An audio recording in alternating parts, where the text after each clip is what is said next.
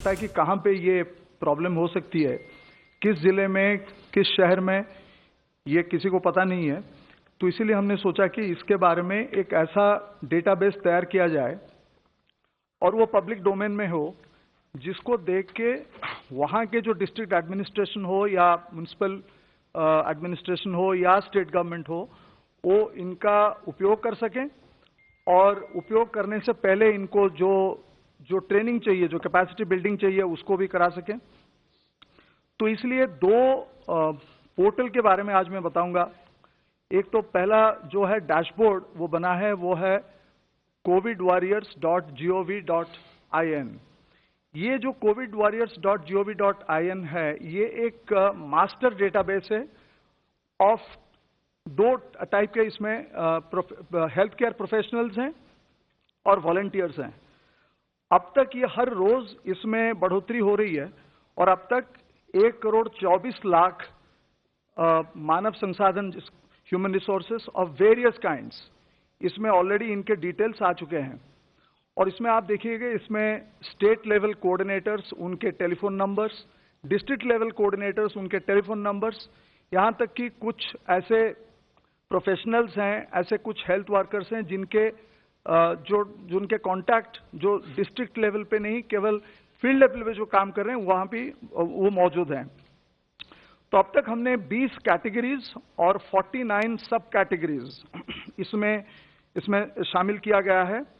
और ये individual level जो डेटा है, वो केवल इंडिविजुअल लेवल डेटा जो है वो डिस्ट्रिक्ट मैजिस्ट्रेट और म्युनिसिपल बॉडीज और स्टेट गवर्नमेंट को, कुछ ही लोगों को वो एक्सेस कर पाएंगे, और बाकी सब जो डेटा है डिस्ट्रिक्ट लेवल तक, वो सारे लोग ये पब्लिक डोमेन में है, उनको देख सकते हैं। उनका सारा कॉन्टैक्ट डिटेल्स, टेलीफोन नंबर, सब कुछ है। तो इसमें हमने 201 सेंट्रल पब्लिक सेक्टर एंटरप्राइजेस के जो हॉस्पिटल्स, उनके सारे डिटेल्स, डॉक्टर, नर्सेस, पैरामेडिक्स, ये सारे बेड्स, आईसीयूज, वो सब, 49 ईएसआईसी के हॉस्पिटल्स, 50 रेलवेज के हॉस्पिटल्स, 12 पोर्ट हॉस्पिटल्स और 13 जो है ऑर्डिनेंस फैक्ट्रीज और हाल के जैसे हॉस्पिटल्स, ये सारे डिटेल्स भी उसमें मौजूद हैं। तो ये ज्यादातर हमने जब देखा कि ये जो वॉलंटियर्स जो कोविड के लिए फाइट करने के लिए, हमको न केवल जैसे doctors, nurses, dentist, Ayush doctors और पैरामेडिक्स, इसकी जरूरत केवल नहीं है, हमको भी जो हेल्थ जो वॉलंटियर्स हैं उनकी भी जरूरत है।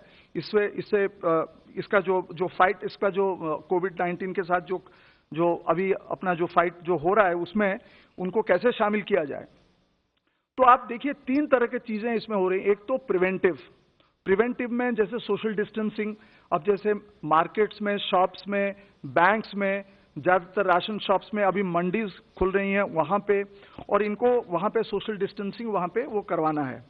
जैसे कंटेनमेंट जोन में एसेंशियल कमोडिटीज लेके पहुंचाना है, और कई सारी चीजें वहां पे, फील्ड सर्वेलेंस, ये सब करना है, और एक क्यूरेटिव पार्ट जिसमें भी इनको हम शामिल कर सकते हैं।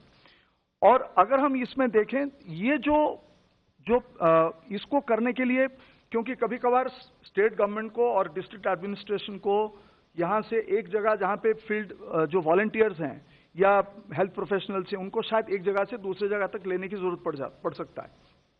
वो इसलिए ऐसा है कि अगर डिस्ट्रिक्ट ए में प्रॉब्लम है और डिस्ट्रिक्ट बी में ह्यूमन रिसोर्सेस हैं, तो वहां से भी ला सकते हैं इसके जरिए।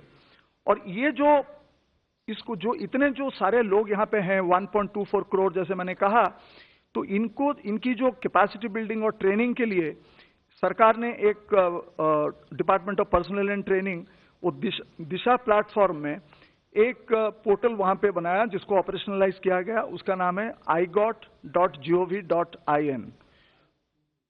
igot.gov.in। तो इसमें ये जो प्लेटफॉर्म, इसकी जो स्पेशलिटी है, ये है कि इस प्लेटफॉर्म, इस जो डिजिटल प्लेटफॉर्म है, पोर्टल है, इसके तहत any time, anywhere, on site delivery of training material, ये इंपॉर्टेंट है। Any time, anywhere, on site delivery of training material, it can be accessible through any device, mobile phone हो, laptop हो, desktop हो, कहीं से भी आप इसको कर सकते हैं। इसमें अब तक 14 कोर्सेस, 53 मॉड्यूल्स, 113 वीडियोस और 29 डॉक्यूमेंट्स, ट्रेनिंग डॉक्यूमेंट्स, ये सारे वहां पे उपलब्ध हैं।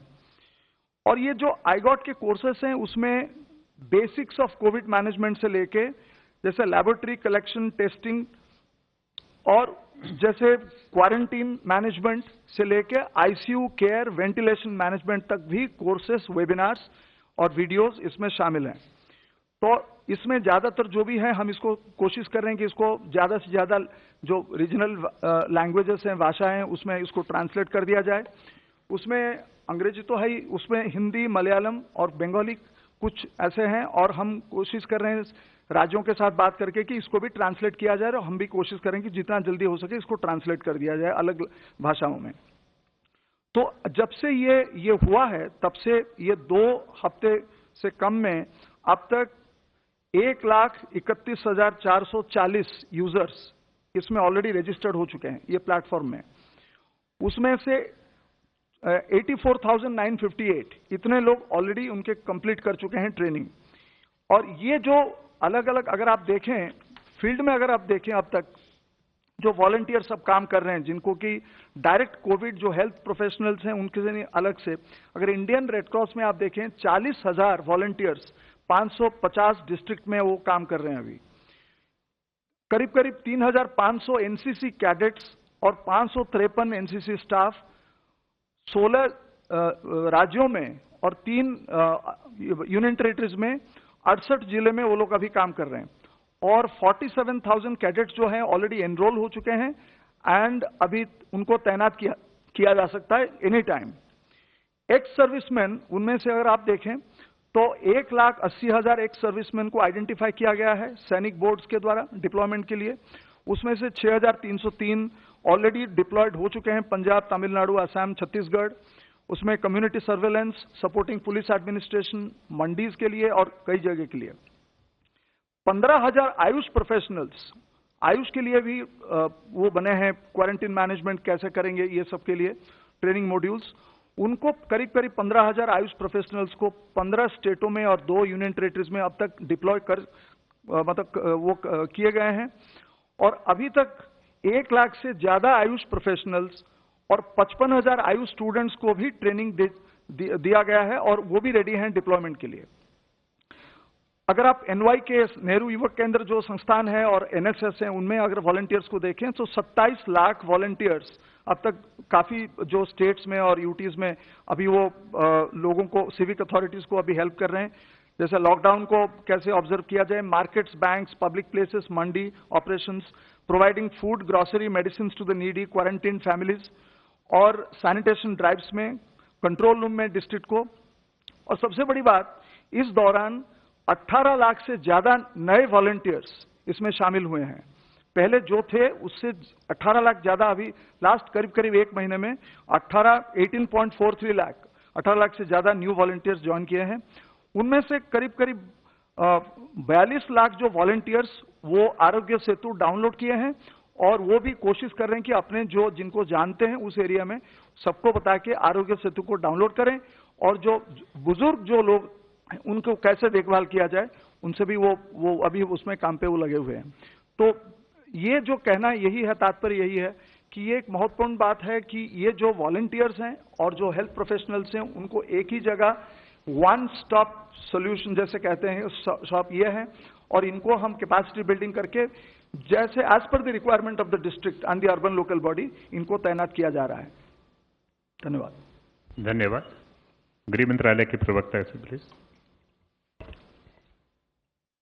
जैसा आप सभी को पता है, कोविड-19 से निपटने के लिए संपूर्ण देश में लॉकडाउन को 3 मई तक बढ़ाया गया है, और इस संबंध में गृह मंत्रालय द्वारा 15 अप्रैल को विस्तृत दिशा निर्देश जारी किए गए थे। इन दिशा निर्देशों के अंतर्गत 3 मई तक संपूर्ण देश में कुछ गतिविधियों पर आवश्यक तौर पर रोक लगाई गई थी, परंतु साथ ही जो क्षेत्र हॉटस्पॉट्स तथा कंटेनमेंट जोन में नहीं है, विशेषकर ग्रामीण क्षेत्र, वहां पर अर्थव्यवस्था की दक्षता तथा कृषि कार्यों को कार्यात्मक बनाए रखने के लिए 20 अप्रैल से कुछ एडिशनल एक्टिविटीज की अनुमति दी गई है। राज्यों के भीतर प्रवासी मजदूरों की आवाजाही के लिए भी एक एसओपी केंद्र सरकार द्वारा सभी राज्यों के साथ साझा किया गया था, ताकि ये मजदूर, जिनमें से कई रिलीफ कैंप्स में हैं, वे परमिटेड एक्टिविटीज में सुचारू रूप से रोजगार पा सकें। गृह मंत्रालय राज्य सरकारों के साथ मिलकर लॉकडाउन नियमों के सख्ती से अनुपालन को निरंतर मॉनिटर कर रही है। जैसा मैंने कल आपके साथ शेयर किया था, केंद्र सरकार ने हेल्थ एवं मेडिकल इंफ्रास्ट्रक्चर और आपदा प्रबंधन के मुद्दों इत्यादि पर राज्य सरकारों की सहायता के लिए इंटर मिनिस्टीरियल सेंट्रल टीमों का गठन किया है। 4 राज्यों में इन टीमों को भेजा भी गया है। इन टीमों में वरिष्ठ स्तर के प्रशासनिक अधिकारी हैं। Additional secretary to government of India इस टीम को लीड कर रहे हैं। इसके अलावा सीनियर पब्लिक हेल्थ स्पेशलिस्ट तथा नेशनल डिजास्टर मैनेजमेंट अथॉरिटी के सीनियर अफसर भी इस टीम में शामिल हैं। उनकी एक्सपर्टीज को हम राज्यों के साथ साझा करना चाहते हैं, जिससे कि केंद्र और राज्य सरकारों के प्रयासों को एकजुट करते हुए हम कोविड-19 के खिलाफ देश का जो महासंग्राम है उसमें सफलता पा सकें। कल गृह मंत्रालय द्वारा विभिन्न जिलों की लॉकडाउन की स्थिति की ग्राउंड लेवल पर समीक्षा के दौरान यह सामने आया है कि कई सेक्टरों में जहां 20 अप्रैल से अतिरिक्त गतिविधियों को अनुमति प्रदान की गई थी, वहां पर अच्छी शुरुआत हुई है। कई स्थानों पर ग्रामीण क्षेत्रों में औद्योगिक गतिविधियां शुरू हुई हैं। मनरेगा के तहत भी कार्य शुरू हुए हैं। कुछ राज्यों में सड़क निर्माण का कार्य भी शुरू किया गया है। ईंट भट्टों का संचालन भी आरंभ हुआ है। प्रवासी मजदूरों को इन गतिविधियों में शामिल किया जा रहा है। हमें ये भी जान के खुशी हुई है कि ग्रामीण लोग जागरूक हैं और कई स्थानों पर मास्क और गमछा पहन रहे हैं। हम उम्मीद करते हैं कि इन व्यवस्थाओं से ग्रामीण अर्थव्यवस्था को गति मिलने के साथ साथ कृषि और मनरेगा गतिविधियों के माध्यम से मजदूरों को रोजगार भी मिलेगा। अंत में मैं एक बार फिर इस बात पर जोर देना चाहूंगी कि लोक हित में लॉकडाउन को सफल बनाने के लिए सभी राष्ट्रीय निर्देशों का पालन करें, जैसे कि सार्वजनिक और कार्यस्थलों पर फेस मास्क पहनना, सोशल डिस्टेंसिंग मेंटेन करना इत्यादि। धन्यवाद। Representative of ICMR please. हमने कल तक आज तक 4,49,810 सैंपल्स टेस्ट किए हैं। उनमें के 35,852 सैंपल्स जो थे वो कल टेस्ट हुए। उन 35,000 ऑड सैंपल्स में 29,776 सैंपल्स, ये 201 अभी लेबोरेटरीज हैं ICMR नेटवर्क में, उनमें से हुए। 6,076 ये 86 प्राइवेट लैब्स में से हुए। आज थोड़ा दूसरी चीज़ के बारे में सब लोगों को बोलूँगा। आप लोगों ने सुना होगा कि रैपिड टेस्ट किट्स का डिस्ट्रीब्यूशन हुआ सारे स्टेट्स में। कल हमको एक स्टेट में से एक कंप्लेंट आई कि उसमें कम डिटेक्शन हो रहा है, तो हमने तकरीबन 3 स्टेट से आज पूछ लिया। वो पूछने के बाद में हमको एक पता चल रहा है कि उनमें जो पॉजिटिव सैंपल्स थे RT-PCR के, उनमें वेरिएशन बहुत ज़्यादा है। कई जगह पे 6% से लेके जाके 71% जो RT-PCR पॉजिटिव सैंपल्स थे, उनकी ये जो खून के ऊपर जो टेस्ट हुई वो पॉजिटिव आ रही है। ये कोई अच्छी चीज़ नहीं, क्योंकि वो वेरिएशन जब ज़्यादा दिखता है तो हमको उसको इन्वेस्टिगेट करना पड़ेगा। इसके बावजूद भी कि वो फर्स्ट जनरेशन एलाइजा है, जैसे मैंने बार बार आपको समझा के बोला था, फर्स्ट जनरेशन जो टेस्ट होती है, नई टेस्ट जब आती है तो उसमें वेरिएशंस दिखते हैं, वो थोड़ी क्रूड फॉर्म में आती है। और जैसे बार बार बोल रहा हूँ, सिर्फ 3.5 महीने हो चुके हैं ये बीमारी को। अब जो भी चीज़ आएगी उसको तो आगे रिफाइन करना ज़रूरी पड़ेगा। तो हमने एक डिसाइड किया कि ये फाइंडिंग्स को नज़रअंदाज करना नहीं है। हम लोगों ने यहाँ जो दिल्ली में किया था हमारे लोगों के पास से, उसमें तकरीबन 71% जो RT-PCR पॉजिटिव थे उनको ये पकड़ रही थी टेस्ट बराबर। और जैसे टाइम जाता है, 7 दिन का टाइम अगर हो गया तो वो पॉजिटिव आने का चांस भी बढ़ रहा था। लेकिन ये वेरिएशन देखते हुए हमने 2 चीजें ठहराई। अगले 2 दिन में हम हमारे 8 इंस्टीट्यूट्स को फील्ड में भेजेंगे और जो किट्स हैं उनमें से वो लॉट्स लेके उसको टेस्ट करके वैलिडेशन करने की कोशिश करें। फील्ड में वैलिडेशन होगा, ये लैब में नहीं होगा। दूसरी बात हमको एक करना है कि सारे स्टेट्स को ये सलाह देना है कि अगले 2 दिन ये टेस्ट किट्स इस्तेमाल न करें। 2 दिन के बाद में हम क्लियर कट एडवाइजरी देने के पोजीशन में रहेंगे, क्योंकि अगर ऐसे कुछ नजर आया कि वो बैचेस में प्रॉब्लम है तो हम वो बैच को रिप्लेसमेंट के लिए वो कंपनी को बोल सकेंगे। इसलिए सबने इस वक्त तो भी वो टेस्ट किट इस्तेमाल 2 दिन ना करें और अगले 2 दिन में हम जो भी सही जो रिजल्ट्स आते हैं वो आपको बताएंगे और राज्यों को भी बताएंगे। Representative of the Health Ministry, please. Chairperson empowered committee, उन्होंने हमें HR को कैसे हम अपग्रेड कर रहे हैं उसके बारे में बताया। इन कंटिन्यूएशन अब तक देश में 3,252 लोग जो हैं वो क्योर हो चुके हैं। कल सबसे ज़्यादा संख्या में 705 लोग रिकवर हुए हैं, क्योर हुए हैं, and it takes our recovery percentage to 17.48%।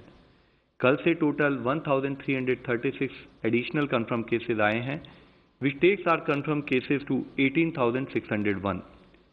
इससे पहले जैसे हम लोगों ने बताया है कि 3 डिस्ट्रिक्ट थे जिस पर पिछले 28 दिनों से केसेस नहीं आए हैं, उसमें एक और नया जिला अब प्रतापगढ़ इन राजस्थान ऐड हुआ है।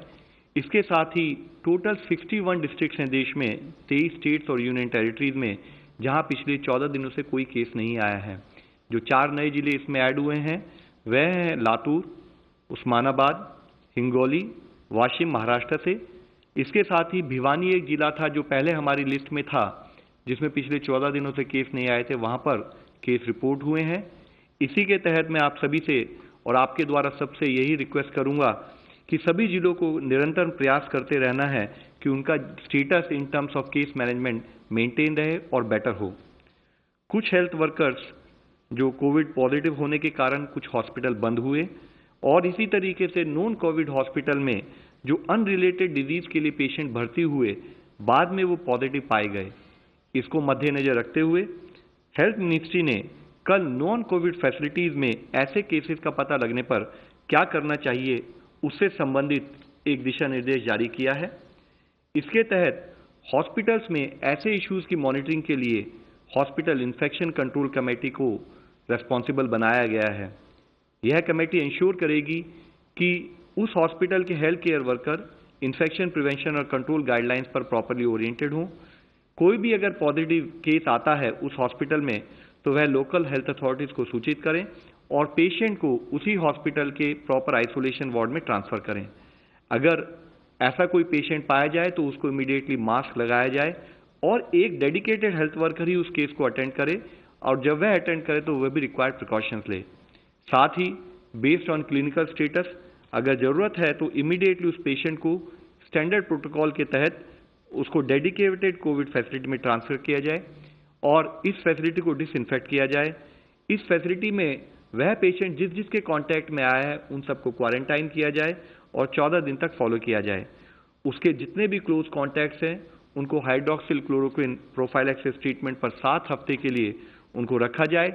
यह सावधानी बरती जाए कि जो भी कॉन्ट्रा इंडिकेशंस हैं हाइड्रोक्सिल क्लोरोक्विन के, उनका ध्यान में रखते हुए उन्हीं पर्टिकुलर लोगों को प्रोफाइलैक्टिक ट्रीटमेंट दिया जाए जो उसके लिए एलिजिबल हैं। अगर इसी सिचुएशन में किसी पेशेंट के साथ साथ कोई हेल्थ केयर वर्कर भी अगर इन्फेक्ट होता है तो उसको रोस्टर से हटाते हुए उसके कॉन्टैक्ट्स को भी 14 दिन के लिए क्वारंटाइन किया जाए और उसको प्रॉपर और इफेक्टिव ट्रीटमेंट प्रोवाइड किया जाए। इन अस्पतालों में ऑपरेशन की कंटिन्यूटी बना रहना जरूरी है, तो जिसके तहत इन अस्पतालों में एक कंटिजेंसी प्लान बनाना चाहिए, उसी हिसाब से स्टाफ का रोस्टर बनाना चाहिए। साथ ही जिस अस्पताल में इस टाइप के पॉजिटिव केसेस आए वहां पर किस टाइप की क्लस्टरिंग ऑफ केसेस नोट की गई या किस लेवल तक ये हॉस्पिटल इन्फेक्ट हुआ, या किस टाइप के पेशेंट वह हॉस्पिटल ट्रीट करता है, कि सीवियर या क्रिटिकल पेशेंट्स को ट्रीट करता है, उसके आधार पर हॉस्पिटल अथॉरिटीज निर्णय लें और एडिक्वेट डिसइंफेक्शन के बाद वह अपनी फंक्शनिंग स्टार्ट कर सकते हैं। यदि फिर भी पॉजिटिव केस आ रहे हैं तो वह पर्टिकुलर सेक्शन जहां पर कि वह पॉजिटिव केस आए हैं उसको टेम्परेरी क्लोज किया जा सकता है। साथ ही इन केस की अगर वहां पर सोर्स ऑफ इन्फेक्शन इस्टेब्लिश नहीं हो रहा है या ज़्यादा केसेज आ रहे हैं तो उस फैसिलिटी को कोविड हेल्थ फैसिलिटी के रूप में परिवर्तित कर उस पर कोविड से रिलेटेड केसेस पर फोकस किया जाए। इसके साथ ही इन अस्पतालों में सभी कर्मचारियों की डेली स्क्रीनिंग की जाए और हॉस्पिटल के इमरजेंसी और आउट पेशेंट डिपार्टमेंट में पेशेंट्स की ट्रायजिंग से संबंधित सभी दिशा निर्देशों का पालन भी हो। माननीय स्वास्थ्य मंत्री जी ने सभी राज्यों और यूनियन टेरिटरी के स्वास्थ्य विभाग को लिखा है और कहा है कि वह ब्लड बैंकों में ब्लड की एडिक्वेट अवेलेबिलिटी को इंश्योर करें। विशेष रूप से ब्लड डिसऑर्डर्स जैसे thalassaemia, sickle cell anaemia, haemophilia, जिसमें कि रेगुलर ब्लड ट्रांसफ्यूजन की आवश्यकता होती है, उन सर्विसेज को कंटिन्यू किया जाए। ऑनलाइन ई पोर्टल जो हमारा ई रक्तकोष एक पोर्टल है, उसके माध्यम से हर ब्लड बैंक में ब्लड ग्रुप की करंट अवेलेबिलिटी का रियल टाइम स्टेटस मॉनिटर किया जाए। साथ ही इंडियन रेड क्रॉस ने इसी संबंध में एक 24/7 कंट्रोल रूम ब्लड सर्विसेज के लिए दिल्ली में स्टार्ट किया है, जिसके फोन नंबर्स हैं 011 233 59379। दूसरा नंबर है 93 199 82104। एक और नंबर है 93 199 82105। इस फोन नंबर पर कोई भी संपर्क करते हुए अगर उन्हें ब्लड की नीड हो या उनको कोई ब्लड डोनेट करना चाहते हैं तो इस नंबर से कांटेक्ट करते हुए वह सर्विसेज हम ले सकते हैं। इसके साथ ही एक और फ्रंटियर पर हमारा एक विस्तृत रूप में कार्य चल रहा है। Council of scientific and industrial research critical ill covid patients के मॉर्टेलिटी को कम करने के लिए ड्रग की एफिकेसी को इवैल्यूएट करने के लिए एक रैंडमाइज क्लिनिकल ट्रायल शुरू कर रही है। ग्राम नेगेटिव सेप्सिस, जिसके साथ साथ क्रिटिकली इल जो कोविड-19 के पेशेंट्स हैं, उनमें एक ऑल्टर्ड इम्यून रिस्पॉन्स होता है जो उनके साइटोकाइन प्रोफाइल में मैसिव चेंजेस लेके आता है।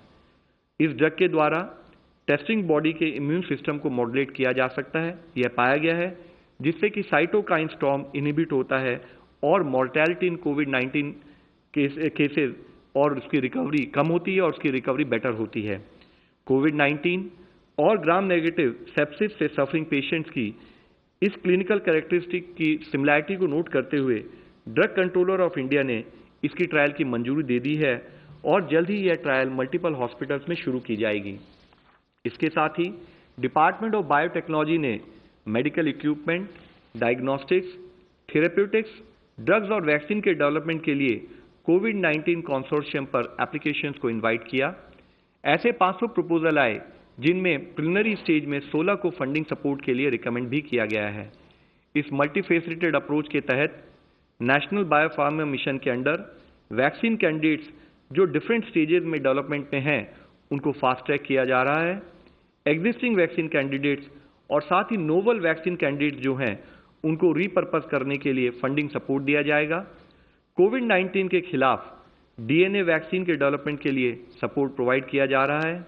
वैक्सीन कैंडिडेट्स जो यूटिलाइज करेंगे inactivated rabies vector, phase 3 human clinical trials of recombinant BCG vaccine, उन पर काम हो रहा है।